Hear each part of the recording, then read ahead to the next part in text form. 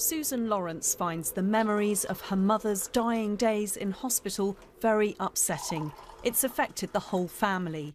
Margaret was taken to hospital with dehydration and deteriorated quickly. It was absolutely traumatising on every level because we watched her die in pain.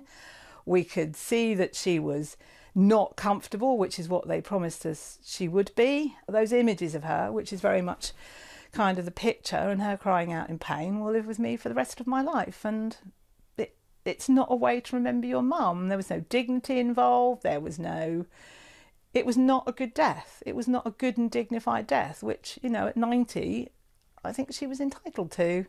Today's report says many other families are suffering. It describes harrowing cases, including an elderly cancer patient who suffered 14 unnecessary attempts to have a drip reinserted during his final hours alive, and a woman who wasn't given enough pain relief because of faulty equipment. The Ombudsman's office says it often receives reports of poor care in patients' final hours.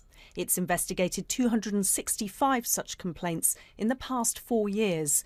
It found just over half of them were in some way justified, and there were consistent themes in the problems families were suffering.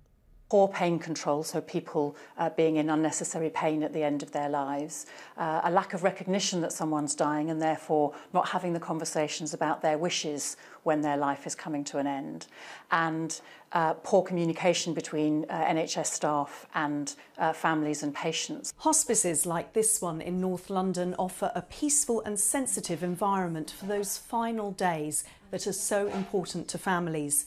But all too often, people aren't able to die in a place of their choice. Today's report says in some cases, hospitals and GPs failed to talk to each other about a dying person's care. Doctors in hospices believe the system needs to work much better for patients with terminal illnesses. Hospices are good at recognising when someone is dying so that they can change gear and offer appropriate symptom control. Hospitals need to focus on end-of-life care as a real priority because that's the right thing for patients, but actually it's the right thing for the healthcare system. The government agrees that the cases highlighted by the Ombudsman are appalling. NHS England says improving services around the clock will help all patients from cradle to grave. Jane Draper, BBC News.